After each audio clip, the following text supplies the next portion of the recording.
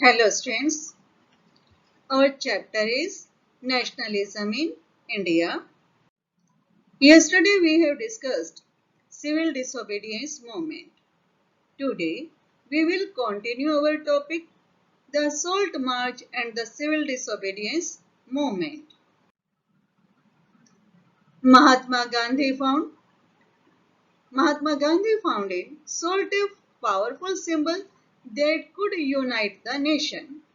On 31st January 1930, he sent a letter to Viceroy Irvine stating 11 demands. Some of these were of general interest, others were specific demands of different classes, from industrialists to peasants. The most important of all was the demand to abolish the salt tax. Salt was something consumed by rich and the poor. It was one of the most essential items of food. The tax on salt and the government monopoly over its production, Mahatma Gandhi declared, revealed the most oppressive face of British rule. Mahatma Gandhi's letter was an ultimatum. If the demands were not fulfilled by 11th March, the Congress would launch a civil disobedience campaign. Irvine was unwilling to negotiate.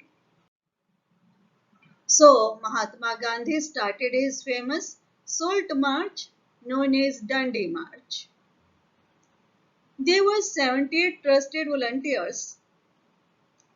They started from Gandhiji's ashram in Sabarmati to Gujarati coastal town of Dandi. There is a distance of 240 miles.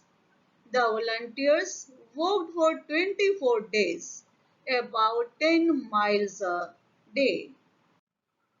On 6th April, Gandhiji with his volunteers reached Dandi and violated the law manufacturing salt by boiling seawater.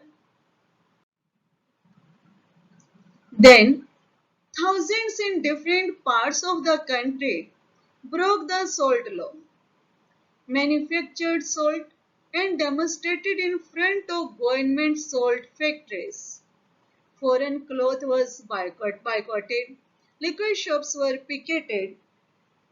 Picket means a form of demonstration or protest by which people block the entrance to a shop, factory or office.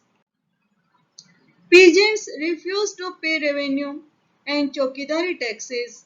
Village officials resigned. In many places, forest people violated forest laws, going into reserved forest to collect wood and graze cattle. Government's response. April 1930, Abdul Ghaffar Khan was arrested. May 1930, Gandhiji was arrested. Women and children were beaten. Peaceful satyagrahis were attacked. About 1 lakh people were arrested. In such a situation, Mahatma Gandhi once again decided to call off the movement and entered into a pact with Irvine on 5th March 1931. Gandhi-Irvine Pact. Gandhi-Irvine Pact was signed on 5th March 1931.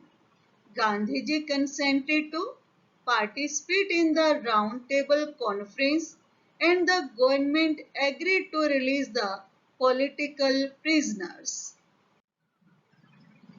Second Round Table Conference. Gandhiji went to London for second Round Table Conference in December 1931. The negotiations broke down. Gandhiji returned disappointed. The civil disobedience movement was relaunched. Thank you.